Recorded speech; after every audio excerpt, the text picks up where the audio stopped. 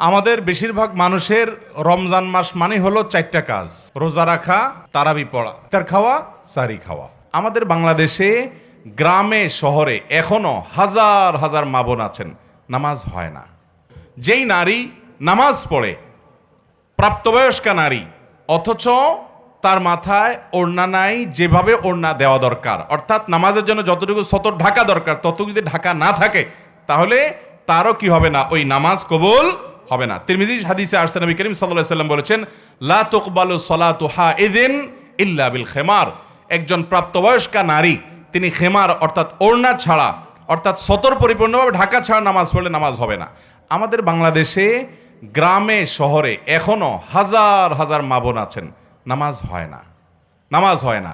আপনার আশেপাশে আপনার মা, চাচি, আপনার যারা যারা নামাজ পড়ে, বিশেষ করে আপনার মাহরাম নারী যারা, আপনার মা বোন, তাদের নামাজের দিকে একটু খেয়াল রাখেন। অনেকে আছেন সালাত আদায় করেন, কিন্তু সালাত হয় না। কেন হয় না? ধরুন তিনি শাড়ি পরে সালাত আদায় করছেন, কোনো অসুবিধা নেই, শাড়ি পরে পড়েন, 3 পিস পরে পড়েন, অথবা আপনি মেক্সি পরে পড়েন। উদ্দেশ্য হলো, মূল বিষয়টা হলো সলাতের মধ্যে সতর ঢাকতে হবে। পুরুষের জন্য সলাতে সতর হলো নাভি থেকে হাঁটু পর্যন্ত, আর কাঁধও যেন খোলা না থাকে, সে মর্মে হাদিসে আছে পুরুষের জন্য নির্দেশনা। কিন্তু নারীর সলাতের জন্য তার সতর হলো মাথা থেকে পা পর্যন্ত, মুখমণ্ডল, 2 হাতের কবজি এবং পায়ের তলা, এগুলা ছাড়া তার পুরো শরীর তাকে ঢাকতে হবে।